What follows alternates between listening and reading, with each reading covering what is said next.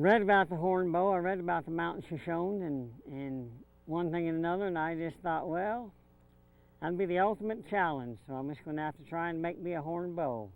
The record was totally lost. I had to learn it all by myself, by trial and error.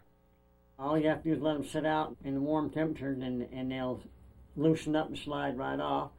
Otherwise, you might want to put them in the hot springs and help them loosen up.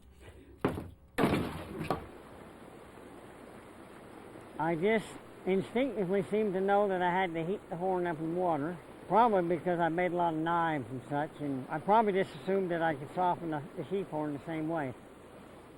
One of the first things you're going to have to do, obviously, is cut the back off the horn, which I did, but the other thing that was terribly important, and that was you had to reverse the curve.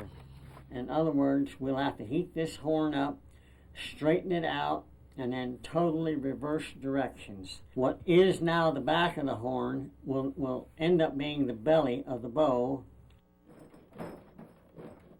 Every single set of sheep horns is different. They grow a little bit different. They're different in size, they're different in length.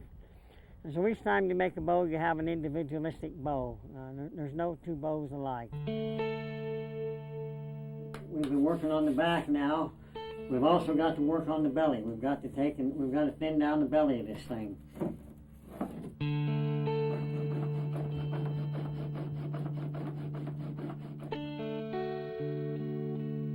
How in the world they ever figured out how to make a bow out of a big old gnarly sheep horn is amazing.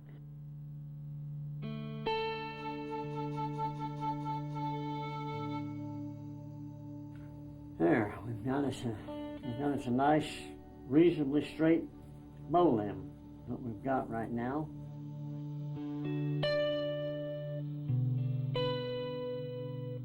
So in order to have anything that had any strength and durability, you've got to reverse the curve. Sheep horn being the way it is, I naturally knew I had to splice it together in the middle. Not bad for a kid, huh? The hardest part that I had to learn was I had to learn how to make my own hide glue. I met another fella, he was a Paiute out of Arizona, and he finally told me how the Indians made their hide glue.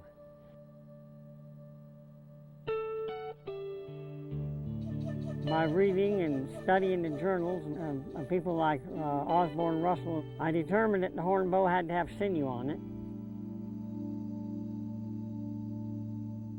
The more layers of sinew you put on, the stronger the bow gets.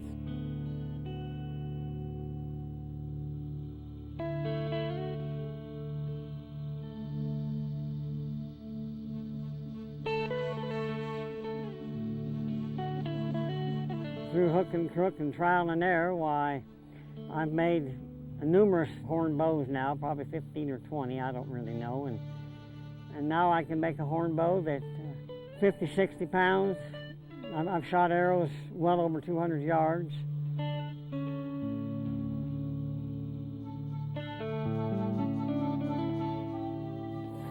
All your work, your tillering is mostly done out here on the limbs here.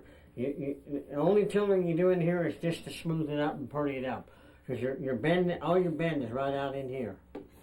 Actually, living amongst the Native Americans, I learned that part of their way of life is to take things the way they are, to just work with the object and let the object be whatever it's going to be. In other words, with a set of horns, you know there's a bow in there, so you just kind of take the horns and work away the excess until you find the bow.